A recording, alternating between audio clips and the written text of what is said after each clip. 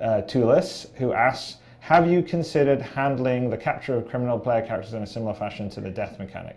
Maybe after being arrested a number of times, or if the crimes are great enough, the player character will be sentenced to life in prison. Yeah, I mean, the capture of the criminal players stuff is something that we've discussed. So we have discussed the idea that, like, if you get captured multiple times, perhaps it's more and more difficult to escape the prison.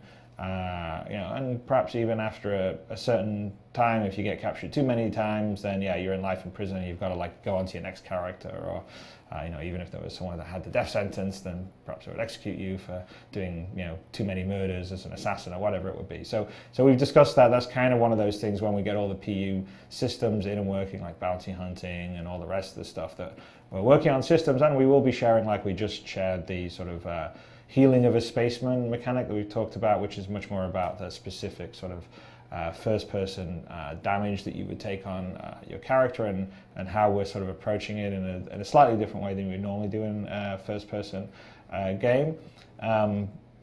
Then we'll share some of these things as we will go along, which I think you guys will like, because we're trying to do something different. I think ultimately our goal is to we've been kicking it around a little bit here, but what we're sort of thinking, rather than call Star Citizen a space sim, because it's a lot of things. It's a first-person shooter, and it's a space sim in the traditional sense that you used to fly ships around and fight with each other, and then it's a sort of trading and an economy game, and then it has a single player. We're thinking of it as a first-person universe. So Star